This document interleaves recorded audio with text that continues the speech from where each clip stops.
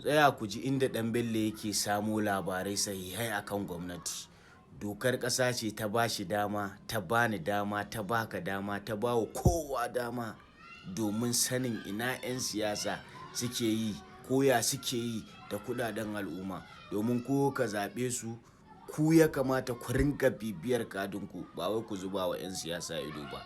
Ku tsaya ku ji ta inda ɗan Bello yake samo labarai sahihai, kuma dokar ƙasa ce ta ba shi dama. Ku tsaya ku saurara daga bakin wani barista Bashir. Ku tsaya ku saurara. Shin ko a ina ɗan Bello yake samun irin waɗannan hujjoji da yake amfani da su akan 'yan siyasan Kano na almundahana da suke yi da kuɗin al'umma? Wato da sama da faɗi da almundahana da dai sauransu. So ga wasu hanya da ake bi wadda kai ma za ka iya bi.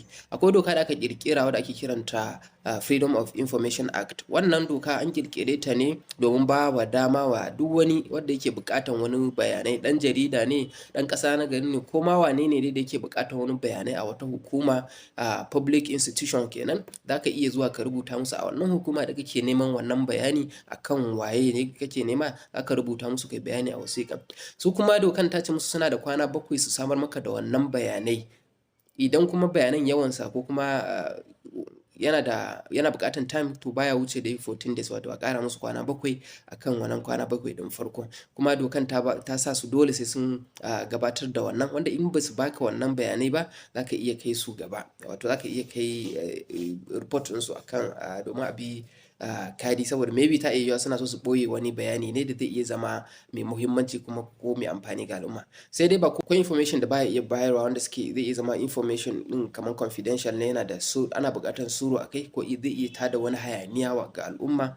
Amma da irin wanda shi wannan wanda yake gabatarwa a bidiyoyinsa ba wai baya cikin irin layin wanda wai information da zai tada hatsaniya a al'umma ba. Saboda haka idan kana da wani ɗan siyasan yankin ku ko wani da kake buƙatan ka yi digin ka binciko wasu abubuwa da yake na almundahana, to duk hukumar da kake tunanin ya bi ta cikinta, za ka iya zuwa ka rubuta musu wannan wasiƙa domin a baka wannan bayani a kansa, domin mu haɗa kai, mu bayyana su, mu tona asirinsu domin ganin mun ciyar da ƙasarmu gaba. Matasa mu farka, mu yi hoɓɓasa domin ceto ƙasarmu gaba ɗaya.